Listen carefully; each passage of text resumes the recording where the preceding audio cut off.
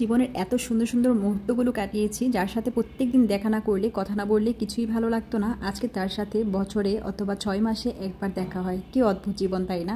আসসালামু আলাইকুম এভরিওয়ান, কেমন আছেন সবাই? আশা করছি সবাই অনেক বেশি ভালো আছেন। আল্লাহর অশেষ রহমতে আমরাও ভালো আছি। ভিডিওর শুরুতে সবার কাছে একটা অনুরোধ রইবে, আমার ভিডিওটির কোনো একটা অংশ আপনাদের কারো যদি একটু ভালো লেগে থাকে ভিডিওটিকে অবশ্যই লাইক করে চ্যানেলটিকে সাবস্ক্রাইব করে আমার পাশে থাকার অনুরোধ রইল। লাইক দিতে 1 সেকেন্ড সময় লাগবে, তবে এই একটি লাইকের কারণে 10 জনের কাছে আমার ভিডিওটি পৌঁছে যাবে, যা আমাকে আরও ভালো ভিডিও তৈরি করার অনুপ্রেরণা দিবে।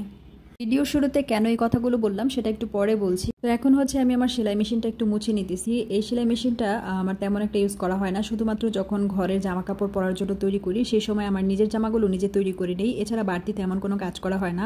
মেশিনটা অনেক পুরাতন, আমার বিয়ের আগের মেশিন, আর বিয়ের পরে বাবার বাড়ি থেকে আমার কাছে নিয়ে আসছি, যেহেতু আর ব্যবহার করার মতো কেউ নেই। তো এই যে বড় বক্সটা দেখতে পাচ্ছেন, এটার মধ্যে হচ্ছে আমার কেচি, তারপরে সুতা, বড় বড় সব ধরনের সুতার কালারিং এই বক্সে রাখি, একটার মধ্যে যাতে একই জায়গাতে থাকে। আর আমার যে আরেকটা ছোট্ট বক্স আছে মেশিনের সাথে, যেই বক্সটা দেয়, এটার মধ্যে হচ্ছে সব ববিন আর হচ্ছে মেশিনের যে সুইগুলো থাকে সেগুলো রাখা আছে। তো এভাবেই আমি আমার সেলাই মেশিনের জিনিসপত্রগুলো রেখে দিই।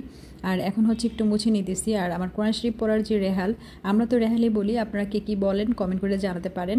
রেহালটা সবসময় এই জায়গাটাই থাকে, তো এই দিকটাও একটু মুছে নিতেছি। আর বেশ ধুলা হয়, দেখতেই পাচ্ছেন বাইরে কিন্তু রাস্তা দেখা যাচ্ছে, আমার বাসার পাশেই একবারে রাস্তা, যে কারণে ময়লাটা একটু বেশিই হয়, মানে একদিন দুই দিন পর পরে মোছা লাগে, নাহলে একদম ময়লা হয়ে যায়।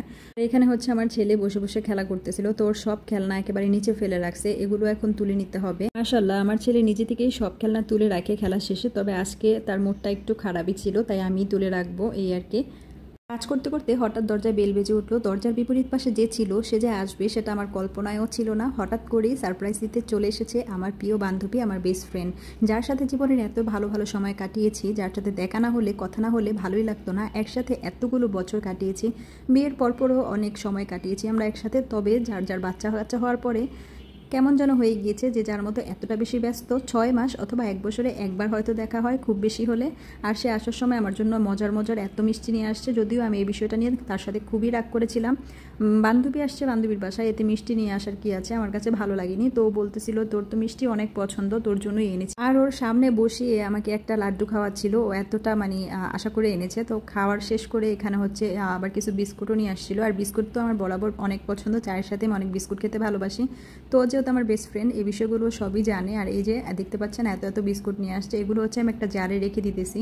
আমার প্রিয় মানুষটা, আমার প্রিয় বান্ধবী আমাকে যে কতটা ভালোবাসে তার কর্মকাণ্ড দেখলেই সবসময় আমি বুঝতে পারি। তো যাই হোক, এখানে হচ্ছে একটু পোলাও আর রোস্ট করেছিলাম, যেহেতু অনেকদিন পর আসছে, ওর সাথেই বেশি সময় কাটাতে যাচ্ছিলাম, আর ও চাইতেছিল না যে আমি আর কিছু করি। এই খাবারই দুপুরে আমরা সবাই মিলে খেয়েছি, বান্ধবী মিলে মজা করে খেয়েছি আর অনেক গল্প করেছি। খাওয়া দাওয়া শেষ করে কিছুক্ষণ বিশ্রাম নিয়ে এখন আমাদের ছাদে নিয়ে আসছি ওকে একটু ঘোরাতে। আর আমাদের ছাদে থেকে ভিউটা কিন্তু অনেক সুন্দর, খোলামেলা পরিবেশ। ঢাকায় যেমন একটার সাথে একটা বিল্ডিং লাগানো থাকে, তবে আমার কাছে নিজেকে এদিক দিয়ে লাকি মনে হয়, ঢাকার মধ্যে থেকেও এত খোলামেলা এলাকায় থাকতে পারছি আলহামদুলিল্লাহ। আর এখানে দেখছেন যে আমার ছেলে আর আমার হাজব্যান্ডও কিন্তু চলে আসছে আমাদের ডাকার জন্য। আর এখন আমার বান্ধবীও চলে গিয়েছে, আর তার কিছুক্ষণ পরে বৃষ্টি শুরু হয়ে গিয়েছে। যদিও আমি ওকে অনেক থাকার কথা বলেছিলাম, কিন্তু ওর মেয়েকে রেখে আসার কারণে ও আসলে থাকতে পারেনি। আর ও চলে যাওয়ার পরে মনটা ভীষণই খারাপ হয়ে যাচ্ছে। জীবনে ভালো একটা বন্ধু থাকা খুবই জরুরি, আর কারো জীবনে যদি ভালো বন্ধু না থাকে তার জীবনে বন্ধু না থাকাই ভালো। তো সবাই আমার বান্ধবীর জন্য দোয়া করবেন। আজকের মতো বিদায় নিচ্ছি, ভালো থাকবেন সবাই, আল্লাহ হাফেজ।